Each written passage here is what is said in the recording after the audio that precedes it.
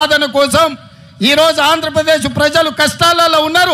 వాళ్ళకి అండగా నిలబడడానికి నాకు వయసు ఉంది, ఓపిక ఉంది, వాళ్ళ కోసం కొట్లాడే శక్తి ఉంది. నేను మళ్ళా వెనక్కి వెళ్తున్నా. వైఎస్ఆర్ బిడ్డగా, ఆయన రాజకీయ వారసురాలుగా ఎక్కడైతే పోగొట్టుకున్నామో అక్కడనే మొదలు పెడతాం.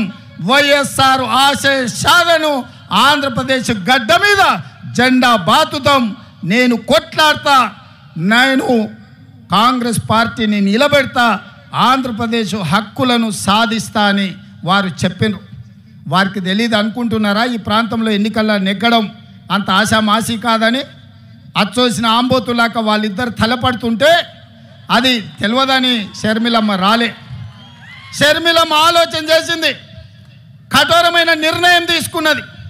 ఆంధ్రప్రదేశ్ ప్రజల పక్షాన నిలబడాలి, పోలవరం పూర్తి చేయాలి, అమరావతిలోనూ మీ క్యాపిటల్ సిటీని కట్టాలి, అదేవిధంగా విశాఖ ఉక్కును ఎవడో వచ్చి అప్పనంగా అమ్ముకుంటుంటే చూస్తూ ఊరుకుంటామా అని చెప్పి ఇవాళ ఇక్కడికి వచ్చింది.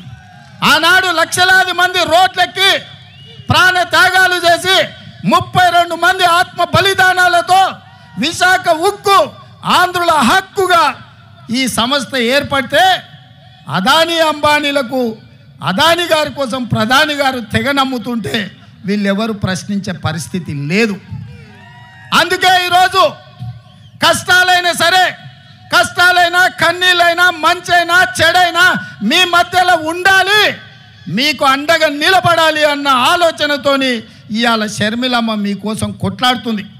రాజకీయ ప్రయోజనం ఆశించో అప్పనంగా అధికారం వస్తుందనో ఇవాళ షర్మిలమ్మ కొట్లాడతలేదు. కష్టమైనా సరే ఇప్పుడు ప్రశ్నించే గొంతుగా ఉండాలి, ప్రజల పక్షాన నిలబడాలి అని ఆంధ్రప్రదేశ్ ప్రజల కోసం అండగా నిలబడడానికి షర్మిలమ్మ వచ్చింది.